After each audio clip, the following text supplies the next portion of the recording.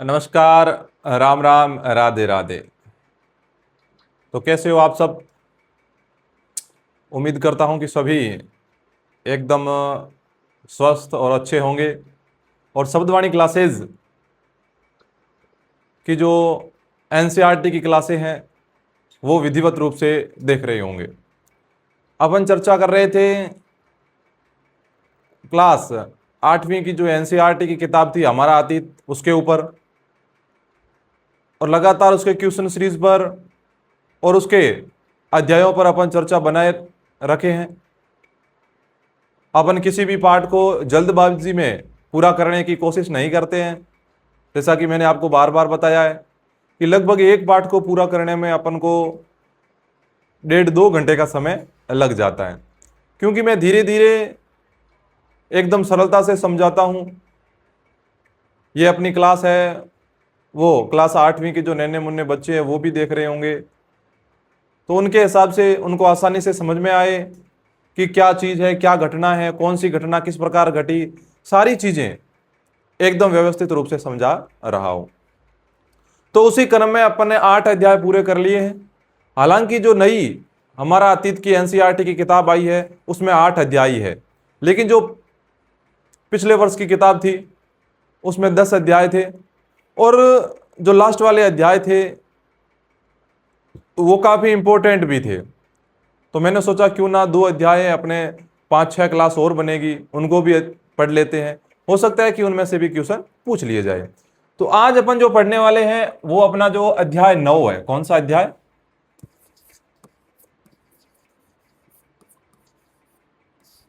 आज अपना जो अध्याय 9 है, राष्ट्रीय आंदोलन का संगठन 1870 के दशक से 1947 तक।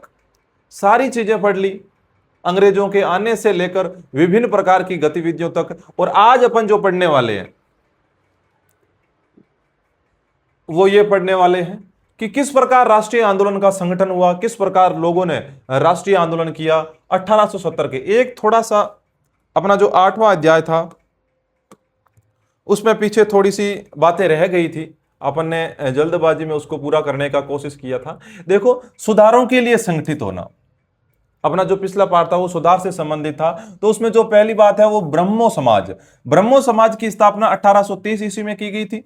यह संस्था सभी प्रकार की मूर्ति पूजा और बलि के विरुद्ध थी। इसके अनुयायी उपनिषदों में विश्वास रखते थे। तो ब्रह्म समाज की स्थापना कब की गई? ब्रह्मो समाज की स्थापना ब्रह्म नहीं है, ब्रह्मो है, 1830 में की गई थी। यह संस्था सभी प्रकार की मूर्ति पूजा, जितने प्रकार की मूर्ति पूजा की जाती है, मूर्तियों की पूजा की जाती है, और जो बलि दी जाती थी, मतलब कई धर्मों में जो बकरे होते हैं या विभिन्न जानवरों की बलि दी जाती थी, तो इनके विरुद्ध थी।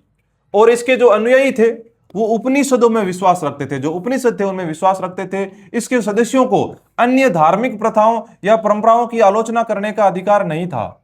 और इसके जो सदस्य होते थे उनको एक चीज बताई हुई होती थी कि आपको अन्य कोई भी धार्मिक प्रथा है या अन्य कोई भी परंपरा है, आप उसकी आलोचना नहीं करोगे, जो चल रही है उसको चलने दो। ब्रह्मो समाज ने विभिन्न धर्मों के आदर्शों, खास तौर से हिंदुत्व और ईसाई धर्म के विचारों की आलोचनात्मक व्याख्या करते हुए उनके नकारात्मक और सकारात्मक पहलुओं पर प्रकाश डाला।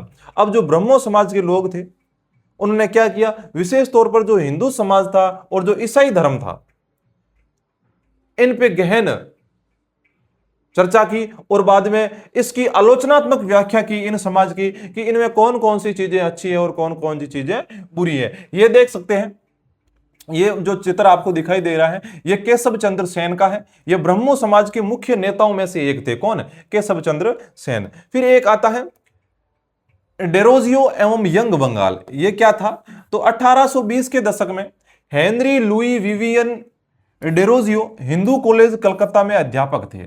ये जो हेनरी डेरोजियो थे ये अपने जो हिंदू कॉलेज थी कलकत्ता में उसमें अध्यापक थे 1820 के दशक में। उन्होंने अपने विद्यार्थियों को आमूल परिवर्तनकारी विचारों से अवगत कराया और उन्हें तमाम तरह की सतह पर सवाल खड़ा करने के लिए प्रोत्साहित किया। और इन्होंने बच्चों को क्या सिखाया कि कैसे भी सतह हो, कोई भी लोग आप पर शासन चलाए, आप उनके विरुद्ध में सवाल खड़ा करिए। जो सत्ता है, सत्ता के विरुद्ध में सवाल खड़ा करने हैं, और सवाल किस प्रकार खड़े करने हैं उसके बारे में बताया था। उनके द्वारा शुरू की गई यंग बंगाल मूवमेंट में अनेक विद्यार्थियों ने परंपराओं और रीति रिवाजों पर उंगली उठाई, महिलाओं के लिए शिक्षा की मांग की और सोच व अभिव्यक्ति की स्वतंत्रता के लिए अभियान चलाया। जो हेनरी डेरोजियो है, इन्होंने एक मूवमेंट, एक आंदोलन चलाया यंग बंगाल। तो अध्यापक थे, तो अध्यापक से विद्यार्थी जुड़े हुए होते हैं, तो इनके जो मूवमेंट था उसमें अनेक सारे विद्यार्थियों ने भाग लिया, और जो पुरानी परंपराएं थी, जो रीति रिवाज थे, जो गलत थे, उन पर अंगुली उठाई, और जो महिलाओं के लिए जो शिक्षा प्रदान की जाती है उसकी मांग की, और महिलाओं की सोच वे अभिव्यक्ति की स्वतंत्रता प्रदान करने के लिए भी अभियान चलाया। तो डेरोजियो एवं यंग बंगाल मूवमेंट या किसने चलाया था? हेनरी डेरोजियो ने चलाया था। यह है अपने हेनरी डेरोजियो।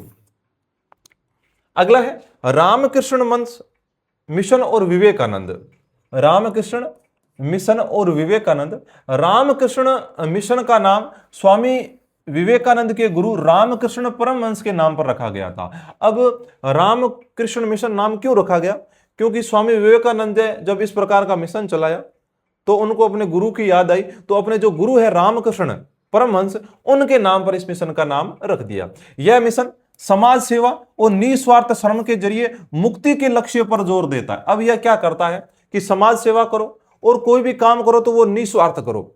तो समाज सेवा और निस्वार्थ श्रम के जरिए मुक्ति आपकी हो जाएगी, इस लक्ष्य पर यह जोर देता है। स्वामी विवेकानंद, जिनका जन्म 1863 में हुआ था और मृत्यु 1902 में हुई थी, जिनका मूल नाम नरेंद्र दत्त था, उन्होंने श्री रामकृष्ण की सरल शिक्षाओं को अपने प्रतिभाशाली संतुलित आधुनिक विचारधारा से जोड़कर संपूर्ण विश्व में प्रसारित किया।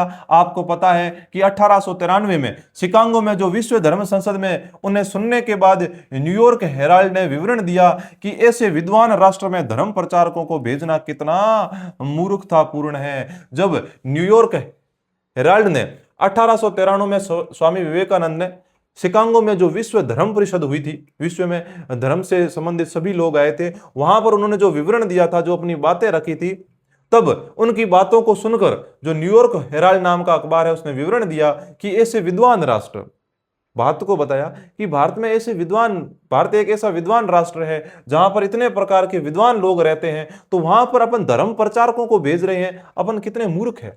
वास्तव में स्वामी विवेकानंद आधुनिक समय के पहले भारतीय थे जिन्होंने विश्वव्यापी स्तर पर वेदांत दर्शन के आध्यात्मिक गौरव को पुनर्स्थापित किया, लेकिन उनका उद्देश्य केवल धर्म की व्याख्या करना नहीं था। वो केवल धर्म की व्याख्या ही नहीं करना चाहते थे, अपने देशवासियों की जो निर्धनता थी, दुर्दशा थी, से उन्हें अतिशय दुख हुआ जब उन्होंने देखा कि अपने देशवासियों में के बीच में कितनी निर्धनता है, उनकी क्या क्या दुर्दशा है, तो भी उनको बहुत चिंतित हुआ। उनका यह दृढ़ विश्वास था कि कोई भी सुधार तभी सफल हो सकता है जब जन समूह की दशा उन्नत हो। वो कहते हैं कि अपन कितने भी सुधार की योजनाएं लागू कर ले, लेकिन जब तक जनता का स्तर अच्छा नहीं होगा, वो समझदार नहीं होगी, तब तक उसको लागू करने का कोई फायदा नहीं है। अंत भारत के लोगों को उन्होंने रसोई घर के धर्म की संकीर्ण चार दीवारी से बाहर निकलने और राष्ट्र की सेवा में एकजुट होने का आह्वान किया। स्वामी विवेकानंद ने कहा, आप राष्ट्र की सेवा करो और जो अपनी घर की चार दीवारी है उससे बाहर निकलो। इस आह्वान द्वारा भारतीय राष्ट्रवाद के प्रारंभिक अवस्था में उन्होंने असाधारण योगदान दिया, किंतु राष्ट्रवाद के बारे में उनका भाव संकीर्ण नहीं था। अब उन्होंने लोगों को बाहर निकलकर राष्ट्र की सेवा करने के लिए कहा, और राष्ट्रवाद के बारे में भी वो सिर्फ एक छोटी सोच नहीं रखते थे, उनकी बहुत बड़ी सोच थी। उन्हें यह विश्वास था कि मानव जाति को जिन समस्याओं का सामना करना पड़ रहा है उन पर तभी काबू पाया जा सकता है जब विश्व के सभी राष्ट्र एक समान धरातल पर एक साथ आए। उन्होंने कहा, सिर्फ राष्ट्रवाद ही नहीं, पृथ्वी पर जितनी भी मानव जाति विराजमान है उनको जिन समस्याओं का सामना करना पड़ रहा है, अगर उन समस्याओं पर काबू पाना है तो विश्व के सभी राष्ट्र को एक ही धरातल पर आकर काम करना पड़ेगा, तभी अपन उन समस्याओं से सामना कर सकते हैं। अंततः एक सामान्य आध्यात्मिक विरासत के आधार पर उन्होंने युवाओं को एक होने का उपदेश दिया। इस उद्बोधन में वे वास्तव में नई विचारधारा के प्रतीक और भविष्य के लिए एक महान शक्ति का स्रोत बन गए। उन्होंने विश्व के सभी देशों को एक मंच पर आने का आह्वान किया। फिर एक पढ़ते आगे, प्रार्थना समाज। इंपोर्टेंट है प्रार्थना समाज। 1867 में बंबई में स्थित प्रार्थना समाज ने जातीय बंधनों को खत्म करने और बाल विवाह के उन्मूलन के लिए प्रयास किया था। जो प्रार्थना समाज है उसकी स्थापना कब की गई? 1867 में। कहां पर? बंबई में स्थापित किया गया। इसका मूल उद्देश्य क्या था? जो जातीय बंधन है, मतलब लोगों को जाति में बांध कर रखा जाता है, तो जो जातीय बंधन है उसको खत्म करना, और जितने भी बाल विवाह हो रहे हैं उन सब बाल विवाहों को खत्म करना। तो जातीय बंधनों को खत्म करने और बाल विवाह के उन्मूलन के लिए प्रयास किया था प्रार्थना समाज ने। प्रार्थना समाज ने महिलाओं की शिक्षा को प्रोत्साहित किया और विधवा विवाह पर लगी पाबंदी के खिलाफ आवाज उठाई। उन्होंने महिलाओं के ऊपर भी कार्य किया, महिलाओं को शिक्षा प्राप्त करने के लिए प्रोत्साहित किया, और जो विधवा विवाह पर पाबंदी लगी थी उसका भी विरोध उठाया, उसके खिलाफ आवाज उठाई। उसकी धार्मिक बैठकों में हिंदू, बौद्ध और ईसाई ग्रंथों पर विचार विमर्श किया जाता था। प्रार्थना समाज की जब बैठक होती थी तो उसमें अध्ययन किया जाता कि हिंदू समाज में क्या है, बौद्ध समाज में क्या चल रहा है, ईसाई ग्रंथों में क्या चल रहा है, और फिर उनमें से जो अच्छी चीज होती उनको वो बाहर निकाल कर लाते और उस पर विस्तृत अध्ययन करते। फिर एक समाज है वेद समाज। ये वेद समाज क्या है? तो मद्रास चेन्नई में 1864 में वेद समाज की स्थापना की गई।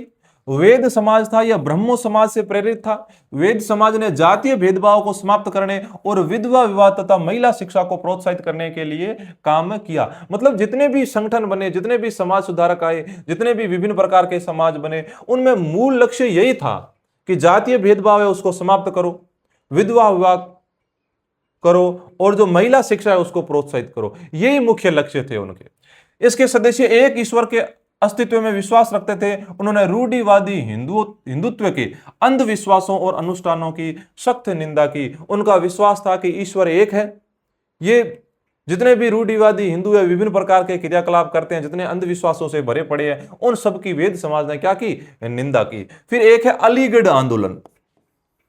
किसके द्वारा? सैयद अहमद खां द्वारा 1875 में अलीगढ़ में खोले गए मोहम्मदन एंग्लो ओरिएंटल कॉलेज को ही बाद में अलीगढ़ मुस्लिम विश्वविद्यालय के नाम से जाना गया। एक व्यक्ति था सैयद अहमद खां, उसने 1875 ईस्वी में एक कॉलेज खोली जिसका नाम था मोहम्मदन एंग्लो ओरिएंटल कॉलेज। कहां पर खोली इन्होंने? ये कॉलेज अलीगढ़ में खोली। बाद में इसका नाम चेंज कर दिया और इसका नाम कर दिया अलीगढ़ मुस्लिम विश्वविद्यालय कर दिया गया।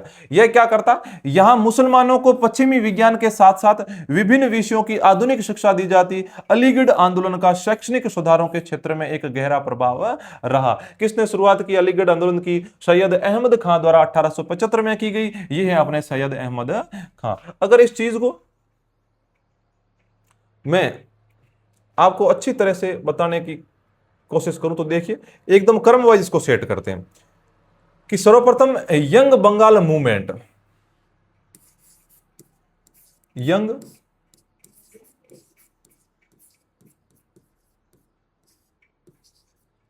यंग बंगाल मूवमेंट, यह कब शुरू की गई? 1800 लगभग 20 के दशक में शुरू किया गया। ठीक है, 1820 के दशक में।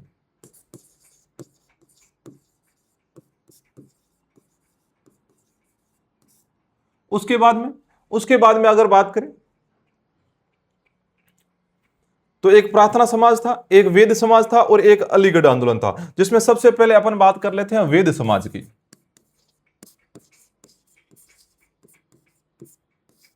वेद समाज की जो स्थापना की गई वो कब की गई? 1864 ईस्वी में। कहां पर की गई? मद्रास, जो वर्तमान में चेन्नई है, वहां पर। ठीक है, यंग बंगाल मूवमेंट 1820 के दशक में, वेद समाज 1864 में मद्रास। फिर बात करते हैं प्रार्थना समाज।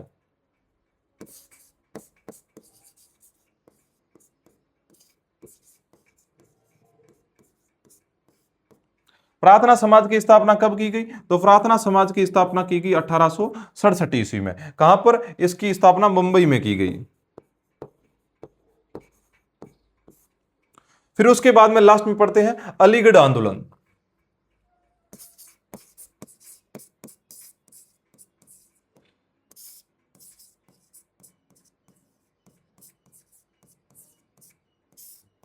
अलीगढ़ आंदोलन कब शुरू किया गया? तो याद रखना, ये 1875 ईस्वी में शुरू किया गया।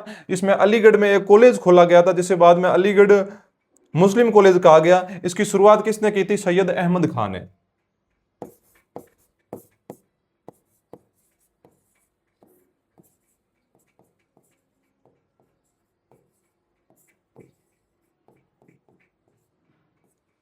तो ये चीजें याद रखना। यंग बंगाल मूवमेंट 1820 के दशक में, वेद समाज 1864 ईस्वी में मद्रास में, प्रार्थना समाज 1867 में मुंबई में, और अलीगढ़ आंदोलन 1875 में सैयद अहमद खान द्वारा शुरू किया गया था। जो साइड में जगह है वहां पर आप इनको लिख सकते हो ताकि जब कभी रिवीजन करो तो आसानी से कर सको। अब चलते हैं, ये देखिए एक सिंह सभा आंदोलन था। सिखों के सुधारवादी संगठन के रूप में सिंह सभाओं की स्थापना 1873 ईस्वी में अमृतसर से शुरू हुई थी। बाद में 1879 में लाहौर में भी सिंह सभा का गठन किया गया। इन सभाओं ने सिख धर्म को अंधविश्वासों, जातीय भेदभाव और ऐसे आचरण जिसे वे गैर सिख समझती थी से मुक्त कराने का प्रयास किया। उन्होंने सिखों को शिक्षा के लिए प्रोत्साहित किया, जिसमें अक्सर आधुनिक ज्ञान के साथ साथ सिख धर्म के सिद्धांतों को भी पढ़ाया जाता था। तो याद रखना, सिंह सभा का आंदोलन की शुरुआत कब हुई थी? तो इसमें जो सभाओं की स्थापना थी वो 1875 में सुधारवादी संगठन के रूप में हुई, और बाद में धीरे धीरे 1879 में लाहौर में भी सिंह सभा का गठन कर लिया गया। यहां पर अपन देख सकते हैं कि यह खालसा कॉलेज है अमृतसर में, 1892 में सिख सभा आंदोलन के नेताओं द्वारा इसको स्थापित किया गया था। फिर एक है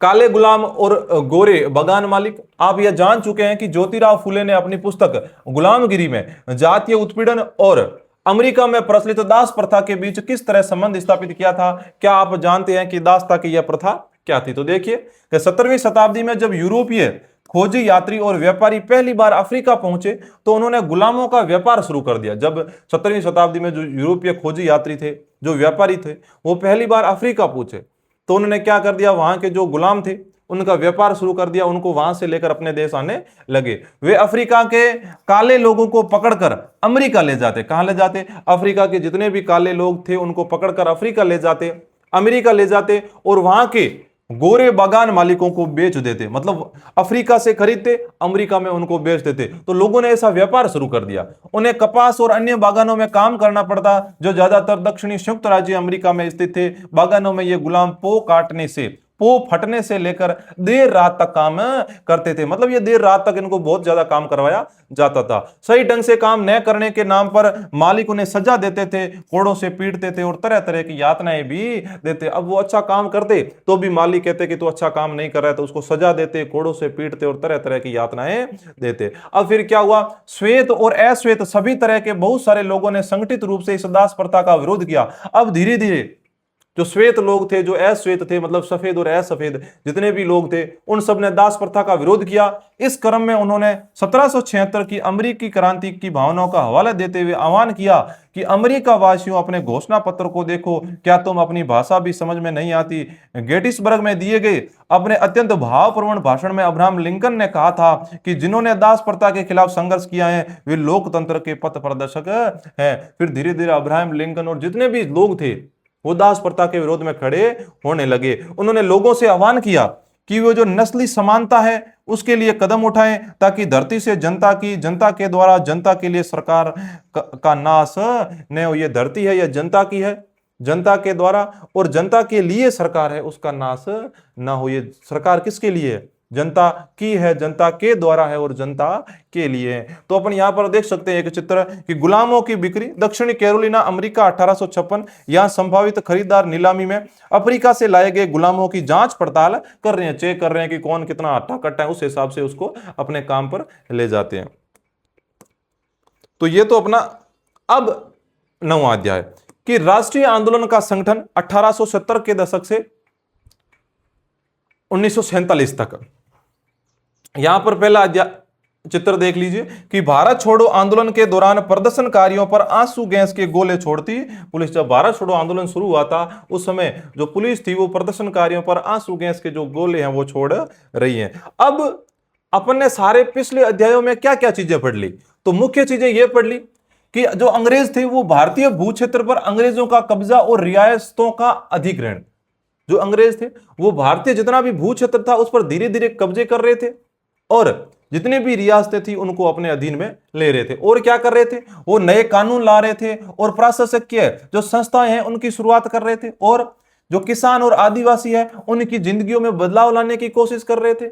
और 19वीं सदी में वो शैक्षणिक बदलाव ला रहे थे, महिलाओं को शिक्षा प्रदान करने की कोशिश कर रहे थे।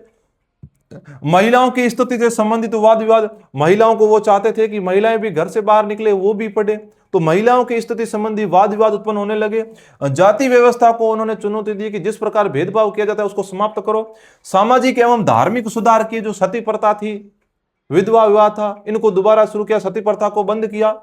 1857 का विद्रोह हुआ और उसके बाद में कौन कौन सी नई स्थितियों ने जन्म लिया और हस्तकलाओं का पतन हुआ। अपन ने पढ़ा कि किस प्रकार उद्योगों का विकास हुआ, तो हस्तकला का पतन हो गया और नए उद्योगों का विकास हो गया। अब इन सब चीजों से क्या हुआ, इन सब चीजें, ये सब चीजें अंग्रेजों को भारत से बाहर निकालने के लिए महत्वपूर्ण साबित हुई। इन मुद्दों के बारे में आपने जो कुछ पढ़ा उसके आधार पर क्या आपको ऐसा लगता है कि भारत के लोग ब्रिटिश शासन से असंतुष्ट थे? आपको लगता है कि भारत के लोग थे वो ब्रिटिश शासन से असंतुष्ट थे, मतलब ब्रिटिश शासन अंग्रेजों के शासन को नहीं चाहते थे? हाँ, बिल्कुल लगता है। यदि हाँ, तो विभिन्न समूह और वर्ग क्यों असंतुष्ट थे? अपन ने पूरा पूरा पढ़ा कि किसान क्यों थे, आदिवासी क्यों थे, महिलाएं क्यों थी, जाति व्यवस्था को लेकर, सामाजिक एवं धार्मिक सुधार को लेकर, सैनिक क्यों थे, जमींदार क्यों थे, सब चीजें अपन ने पढ़ ली थी।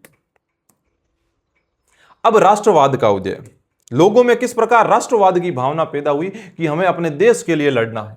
उपयुक्त बदलावों ने लोगों को एक अहम सवाल के बारे में सोचने के लिए विवश कर दिया, यह देश क्या है और किसके लिए है। अब यह सब बदलाव हुए तो लोगों ने सोचा कि यह देश क्या है और यह देश जो भारत है यह किसके लिए है। इसका जवाब धीरे धीरे इस रूप में सामने आया, भारत का मतलब है यहां की जनता, भारत यहां रहने वाले किसी भी वर्ग, रंग, जाति, पंथ, भाषा या जेंडर वाले तमाम लोगों का घर है। तो उन्होंने कहा भारत का मतलब यही है कि भारत की जो जनता है उसका, यहां रहने वाले किसी भी वर्ग का, किसी भी रंग का व्यक्ति, किसी भी जाति, पंथ, भाषा या जेंडर का व्यक्ति है, उसका ये क्या कौन सा देश है? ये भारत देश है। यह देश और इसके सारे संसाधन और इसकी सारी व्यवस्था उन सभी के लिए, जो ऊपर वाले इतने व्यक्ति है, इन सभी के लिए यह देश है और सारी जो व्यवस्था है वो इन्हीं के लिए है। इस जवाब के साथ यह एहसास भी सामने आया कि अंग्रेज भारत के संसाधनों व यहां के लोगों की जिंदगी पर कब्जा जमाए हुए हैं और जब तक यह नियंत्रण खत्म नहीं होता, भारत यहां के लोगों का, भारतीयों का नहीं हो सकता। अब जब लोगों ने इस प्रकार के जवाब ढूंढने लगे कि यह भारत किसके लिए है, तो उनके मन में एक चीज आने लगी कि ये अंग्रेज है जो बाहर से आकर भारतीय संसाधनों पर कब्जा जमाए हुए बैठे हैं, लोगों की जिंदगी पर कब्जा जमाए हुए हैं। आखिरकार ये भारत इनका नहीं है। जब तक नियंत्रण खत्म नहीं हो जाता अंग्रेजों का, तब तक इन संसाधनों पर वापस भारतीयों का नियंत्रण नहीं आ जाता। तो लोगों को एहसास होने लगा कि अब अंग्रेजों को यहां से बाहर निकालना पड़ेगा। यह चेतना कब? यह चेतना 1850 के बाद बने राजनीतिक संगठनों में साफ साफ दिखाई देने लगी थी। 1850 के बाद में लोगों में यह भावनाएं विकसित होने लगी। 1870 और 80 के दशक में बने राजनीतिक संगठनों में चेतना और ही गहरी हो चुकी थी। इनमें से ज्यादातर संगठनों की बागडोर वकील आदि अंग्रेजी शिक्षित पेशेवरों के हाथों में थी। अब ये जितने भी संगठन बने थे, उन संगठनों की ज्यादातर जो ताकत थी या इनके जो ज्यादातर बड़े व्यक्ति होते थे वो या तो वकील होते थे या जो अंग्रेजी शिक्षित जो पेशेवर व्यक्ति होते थे, उन्होंने इस प्रकार के संगठन खड़े किए थे। जो अपन बात करें अगर पूना सार्वजनिक सभा की, इंडियन एसोसिएशन की, मद्रास महाजन सभा की, बॉम्बे रेजिडेंसी एसोसिएशन की और भारतीय राष्ट्रीय कांग्रेस आदि, इस तरह के प्रमुख संगठन थे उस समय, जिनकी बागडोर किसके हाथों में थी? मुख्य रूप से जो अंग्रेजी शिक्षित पेशेवर व्यक्ति थे या फिर जो वकील लोग थे उनके हाथों में थी। अब यहां पर देखिए पूना सार्वजनिक सभा। पूना सार्वजनिक सभा नाम को गौर से देखिए। सार्वजनिक का मतलब होता है सब लोगों का या सब के लिए। सर्व मतलब सभी, जनिक मतलब लोगों का, मतलब सभी लोगों का। हालांकि इनमें से बहुत सारे संगठन देश के खास हिस्सों में काम कर रहे थे, लेकिन वे अपने लक्ष्य को भारत के सभी लोगों का लक्ष्य बताते थे। इनमें से बहुत सारे संगठन ऐसे थे जो पूरे भारत स्तर पर काम नहीं कर रहे थे, भारत के किसी छोटे से हिस्से में काम कर रहे थे, लेकिन वो अपना लक्ष्य यही बताते थे कि ये जो संगठन है ये भारत के सभी लोगों के लिए। उनके मुताबिक उनके लक्ष्य किसी खास इलाके, समुदाय या वर्ग के लक्ष्य से नहीं थे। वो कहते हैं कि हमारा लक्ष्य कोई खास इलाका, कोई खास समुदाय, कोई खास क्षेत्र से नहीं है। हमारा जो लक्ष्य है वो पूरा भारत देश है। वे इस सोच के साथ काम कर रहे थे कि लोग संप्रभु हो। संप्रभुता का एक आधुनिक विचार और राष्ट्रवाद का बुनियादी तत्व होता है। ये संगठन इस धारणा से चलते थे कि भारतीय जनता को अपने मामलों के बारे में फैसले लेने की आजादी होनी चाहिए। भारतीय लोग संप्रभु होने चाहिए। संप्रभु मतलब उन्हें अपने मामलों का फैसला लेने का अधिकार खुद को होना चाहिए। ये जितने भी संगठन थे वो ये चाहते थे। अब व्यक्ति खुद अपना फैसला कब ले पाएगा?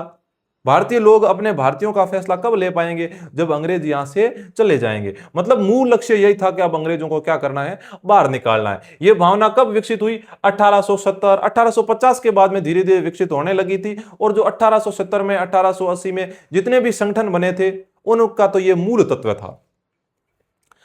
1870 और 1880 के दशकों में ब्रिटिश शासन के प्रति असंतोष और ज्यादा गहरा हुआ। अब 1870 में जो ब्रिटिश शासन थे उसके विरोध में लोग ज्यादा खड़े हुए, लोगों का मन टूटने लगा ब्रिटिश से। 1878 में जो आर्म्स एक्ट पारित किया गया था, जिसके जरिए भारतीयों द्वारा अपने पास हथियार रखने का अधिकार छीन लिया गया था, उसी साल वर्नाक्यूलर प्रेस एक्ट भी पारित किया गया, जिससे सरकार की आलोचना करने वालों को चुप कराया जा सके। अब कौन कौन से कानून लागू किए गए? 1878 में अंग्रेजों ने एक आर्म्स एक्ट पारित किया। अब इस एक्ट में क्या कहा गया? इस एक्ट में यह कहा गया कि कोई भी भारतीय अपने पास में हथियार नहीं रख सकता। और उसके बाद में एक और एक्ट पारित किया गया, वर्नाक्यूलर प्रेस एक्ट। मतलब जितने भी जो भारत में अखबार छप रहे थे, जितने भी पत्र पत्रिकाएं छप रही थी, उनको यह कहा गया कि आप बिना अंग्रेजों की अनुमति के, हमारी अनुमति के हमारे खिलाफ कुछ भी नहीं छाप सकते। और अगर आपने हमारे विरोध में अखबार में, पत्र पत्रिकाओं में कुछ छापने की कोशिश की तो आपको जेल भी जाना पड़ सकता है। और इसके तहत भारत के कई क्रांतिकारियों को उस समय जेल भी भेजा गया था। इस कानून में प्रावधान था कि अगर किसी अखबार में कोई आपत्तिजनक चीज छपती है तो सरकार उसकी प्रिंटिंग प्रेस सहित सारी संपत्ति को जब्त कर सकती है। 1883 में सरकार ने इल्बर्ट बिल लागू करने का प्रयास किया। एक और बिल लाई, इल्बर्ट बिल। इसको लेकर काफी हंगामा हुआ। इस विधेयक में प्रावधान किया गया था कि भारतीय न्यायाधीश भी ब्रिटिश या यूरोपीय व्यक्तियों पर मुकदमे चला सकते हैं, ताकि भारत में काम करने वाले अंग्रेज और भारतीय न्यायाधीशों के बीच समानता स्थापित की जा सके। इसके बाद में एक सरकार इल्बर्ट बिल लेके आई। इसमें कहा गया कि जो भारतीय न्यायाधीश है वो भी क्या कर सकता है, जो ब्रिटिश है या यूरोपीय व्यक्ति है उस पर मुकदमे चला सकते हैं अगर कोई गलत काम करता है तो, ताकि भारत में काम करने वाले जो अंग्रेज है और जो भारतीय न्यायाधीश है उनके बीच में समानता स्थापित की जा सके। जब अंग्रेजों के विरोध की वजह से सरकार ने यह विधेयक वापस ले लिया तो भारतीयों ने इस बात का काफी विरोध किया। इस घटना से भारत में अंग्रेजों के असली रवैये का पता चला। अब जब इल्बर्ट बिल लेकर आ रही थी सरकार 1883 में, तब इसका विरोध भारतीयों ने नहीं किया। भारतीय तो क्यों करेंगे, क्योंकि इसमें तो यह कहा गया था कि जो भारतीय न्यायाधीश है वो अंग्रेजों पर भी मुकदमे चला सकता है। अब इससे प्रॉब्लम किसको हुई? अंग्रेजों ने हुई। तो अंग्रेजों ने इसको विरोध किया तो यह बिल वापस ले लिया गया। उस समय भारतीय लोगों को पता चल गया कि इन अंग्रेजों का असली रवैया क्या है, वो भारत में क्या करने आए थे और भारत में क्या करना चाहते हैं। फिर पढ़े लिखे भारतीयों के एक अखिल भारतीय संगठन की जरूरत 1880 से ही महसूस की जा रही थी, परंतु इल्बर्ट विधेयक ने इस चाह को और गहरा कर दिया। अब जब पढ़े लिखे भारतीय थे उनके मन में एक चीज आई कि हमको एक अखिल भारतीय संगठन बनाना पड़ेगा, ताकि इस प्रकार के जो क्रियाकलाप है उनका क्या किया जा सके, उनका उपयुक्त तरीके से विरोध किया जा सके। 1885 में देश भर के 72 प्रतिनिधियों ने बंबई में सभा करके भारतीय राष्ट्रीय कांग्रेस की स्थापना का फैसला लिया। इल्बर्ट बिल जब इस प्रकार आए, अनेक बिल आए, तो भारतीय ने सोचा कि हमें एक संगठन बनाना पड़ेगा। तो इसी संगठन बनाने की दिशा में 1885 ईस्वी में देश भर के जो 72 प्रतिनिधि थे उन्होंने बंबई में एक सभा की और भारतीय राष्ट्रीय कांग्रेस की स्थापना की। याद रखना, भारतीय राष्ट्रीय कांग्रेस की स्थापना 1885 में कहां पर की गई? 72 प्रतिनिधियों के साथ में बंबई में की गई थी। संगठनों के प्रारंभिक नेता कौन थे? तो उस समय प्रारंभिक नेता में थे दादा भाई नौरोजी, फिरोज शाह मेहता, बदरुद्दीन तैयबजी, WC बनर्जी, सुरेंद्र नाथ बनर्जी, रोमेश चंद्र दत्त, S सुब्रमण्यम अय्यर एवं अन्य इतने मुख्य लोग थे जिन्होंने संगठन बनाया या भारतीय राष्ट्रीय कांग्रेस की स्थापना की, जो आज भी चल रही है। एवं अन्य इसमें और कौन थे? इसमें प्राय जो बंबई और कलकत्ता के लोग ही थे। अब नौरोजी कौन थे? नौरोजी ये व्यवसायी और प्रचारक थे। वे लंदन में रहते थे और कुछ समय के लिए ब्रिटिश संसद के सदस्य भी रहे थे। अब नौरोजी, देखो मैंने आपको बताया जितने भी लोग संगठन बनाना चाहते थे वो जागरूक लोग थे, वो पढ़े लिखे लोग थे। इसमें नौरोजी थे, वो तो लंदन में रहते थे और एक बहुत बड़े व्यवसायी थे, और वो कुछ समय के लिए जो ब्रिटिश संसद थी उसमें सदस्य भी रहे थे। उन्होंने युवा राष्ट्रवादियों का मार्गदर्शन किया। सेवानिवृत्त ब्रिटिश अफसर A.O. ह्यूम ने भी विभिन्न क्षेत्रों के भारतीयों को निकट लाने में महत्वपूर्ण भूमिका अदा की। एक ब्रिटिश अफसर थे A.O. ह्यूम, उन्होंने भी जो जितने भी भारतीय थे विभिन्न क्षेत्रों को उनको इकट्ठा करने की, उनको निकट लाने की कोशिश की। प्रचारक क्या होता है? तो प्रचारक एक ऐसा व्यक्ति होता है जो सूचनाओं का प्रसार, रिपोर्ट्स, बैठकों में भाषण आदि के जरिए किसी खास विचार का प्रचार प्रसार करता है। कोई विचार होता है उसका प्रचार प्रसार करता है, उसे प्रचारक कहा जाता है। ये अपन देख सकते हैं दादा भाई नौरोजी। दादा भाई नौरोजी की एक पुस्तक थी poverty and un British rule in India, में ब्रिटिश शासन के आर्थिक परिणामों की बहुत तीखी आलोचना की गई थी। दादा भाई नौरोजी ने एक पुस्तक लिखी थी poverty and un British rule in India. इस प्रकार के जो रूल बनाए जा रहे हैं उनके ऊपर दादा भाई नौरोजी ने यह पुस्तक लिखी थी। अब जब कांग्रेस की स्थापना हो गई तो मुख्य चीज यह थी कि कांग्रेस किसके पक्ष में बोलने का प्रयास कर रही थी। कांग्रेस किसके पक्ष में बोल रही थी? तो जनवरी 1886 में द इंडियन मिरर नामक अखबार ने क्या लिखा, देख लीजिए कि बंबई में आयोजित प्रथम राष्ट्रीय कांग्रेस हमारे देश की भावी संसद का केंद्रक है और यह हमारे देशवासियों के लिए अकल्पनीय रूप से लाभकारी परिणामों को जन्म देगी। द इंडियन मिरर नामक अखबार ने लिखा कि जो भारतीय राष्ट्रीय कांग्रेस है यह भारत की भावी संसद है और यह क्या करेगी, अपने देशवासियों के लिए अकल्पनीय रूप से, मतलब इतनी लाभकारी अपन सोच भी नहीं सकते। बदरुद्दीन तैयबजी ने 1886 में अध्यक्ष की हैसियत से कांग्रेस को संबोधित करते हुए कहा था कि यह कांग्रेस भारत के किसी एक वर्ग या समुदाय के प्रतिनिधियों से मिलकर नहीं बनी है, बल्कि यह भारत के सभी समुदायों की संस्था है। उन्होंने कहा कि यह कांग्रेस है, यह कोई किसी एक समुदाय, एक वर्ग के लोगों की नहीं है, ये पूरे भारत के सभी हिस्सों से आए हुए लोगों का एक संगठन है, एक समुदायों की एक संस्था है। अब उभरता हुआ राष्ट्र, धीरे धीरे देश में किस प्रकार के विकास होने लगे, किस प्रकार अंग्रेजों को बाहर निकालने के कार्य किए गए। तो अक्सर कहा जाता है कि अपने पहले 20 सालों में कांग्रेस अपने उद्देश्य और तरीकों के लिहाज से मध्यम मार्गी पार्टी थी। मतलब ना तो वो स्वतंत्रता आंदोलन में शामिल हो रही थी और ना ही ज्यादा अंग्रेजों के साथ में थी। इस दौरान कांग्रेस ने सरकार और शासन में भारतीयों को और ज्यादा जगह दिए जाने के लिए आवाज उठाई। अंग्रेज ने, जो कांग्रेस थी उसने बात की कि जो शासन है उसमें आप ज्यादा से ज्यादा भारतीय लोगों को जगह दीजिए। कांग्रेस का आग्रह था कि विधान परिषदों में भारतीयों को ज्यादा जगह दी जाए, परिषदों को ज्यादा अधिकार दिए जाए और जिन प्रांतों में परिषदें नहीं है वहां उनका गठन किया जाए। पहली बात जो कांग्रेस ने रखी वो यह रखी कि जितने भी राज्य है वहां पर आप क्या करिए, विधान परिषद है, उन विधान परिषदों में भारतीयों को जगह दीजिए। ऐसे नहीं कि आपके अधिकारी बैठे हैं, और अगर कहीं पर विधान परिषद नहीं है तो वहां पर विधान परिषद का गठन करें और वहां पर जो परिषद है उनको ज्यादा से ज्यादा अधिकार दिए जाएं। कांग्रेस चाहती थी कि सरकार में भारतीयों को भी ऊंचे पद दिए जाए। इस काम के लिए उसने मांग की सिविल सेवा के लिए लंदन के साथ साथ भारत में भी परीक्षा आयोजित की जाए। जो अपने आईएएस आईपीएस संबंधी जो परीक्षा होती है, आईएएस की, यूपीएससी की जो परीक्षा होती है, उस यूपीएससी की परीक्षा की मांग किसने की? कांग्रेस ने की। कांग्रेस ने कहा कि जितने भी ऊंचे पद है वहां पर भारतीय लोगों को भी जाना चाहिए। इसके लिए आप क्या करिए, आपकी सिविल सेवा की परीक्षा होती है लंदन में, वैसी की वैसी परीक्षा हमारे यहां पर भी होनी चाहिए, ताकि जो भारतीय पढ़े लिखे लोग हैं वो भी पढ़ लिख कर ऊंचे पदों तक पहुंच सके। देखिए, शुरुआत से ही कांग्रेस सभी भारतीय लोगों के हक में और उनकी ओर से बोलने का संकल्प व्यक्त कर रही थी। कांग्रेस ने ऐसा क्यों किया? शुरुआत से ही कांग्रेस का लक्ष्य एक था कि वो भारतीय लोगों के हक में बोल रही थी।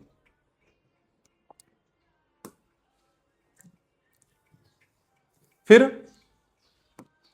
शासन व्यवस्था के भारतीयकरण की मांग नस्लवाद के खिलाफ चल रहे आंदोलन की एक हिस्सा थी, क्योंकि तब तक ज्यादातर महत्वपूर्ण नौकरियों पर गोरे अफसर का कब्जा था। जब वहां पर भारतीयकरण की मांग की जाने लगी, ज्यादा से ज्यादा भारतीय नौकरियों की मांग की जाने लगी, तो उस समय अगर देखें तो उसमें ज्यादातर जो महत्वपूर्ण पद थे वहां पर किसका अधिकार था? अंग्रेजों का अधिकार था। अंग्रेज आमतौर पर यह मानकर चलते थे कि भारतीयों को जिम्मेदारी पद नहीं दिए जा सकते, क्योंकि अंग्रेज अफसर अपने भारी भरकम वेतन का एक बड़ा हिस्सा ब्रिटेन भेज देते थे। इसलिए लोगों को उम्मीद थी कि भारतीयकरण से यहाँ की धन संपत्ति भी कुछ हद तक भारत में रुकने लगेगी। भारतीय लोग तो ये सोचते थे कि अगर भारतीय अधिकारी होंगे तो जो उनको तनख्वाह दी जाती है वो ज्यादा से ज्यादा भारत में रहेगी। लेकिन अंग्रेज चाहते थे कि ये जिम्मेदारी भरे पद है, ये भारतीय लोगों को नहीं दिए जाने चाहिए। भारतीयों की मांग थी कि न्यायपालिका को कार्यपालिका से अलग किया जाए, आर्म्स एक्ट को निरस्त किया जाए और अभिव्यक्ति व बोलने की स्वतंत्रता दी जाए। इस प्रकार की मांग की जाने लगी। निरस्त का मतलब क्या होता है? किसी कानून को समाप्त करना या किसी कानून की वैधता अधिकृत रूप से समाप्त कर देना, किसी कानून को समाप्त करना। तो इस प्रकार ये अपना नवा अध्याय था, इसके बारे में चर्चा कर रहे हैं। काफी थोड़ी बहुत चर्चा की, आगे की चर्चा अपन अगली 2 क्लासों में करने वाले हैं। तब तक अपनी क्लास को बार बार देखिए और यूट्यूब चैनल को सब्सक्राइब करिए और वीडियो को ज़्यादा से ज़्यादा लाइक और शेयर करिए। बहुत बहुत धन्यवाद।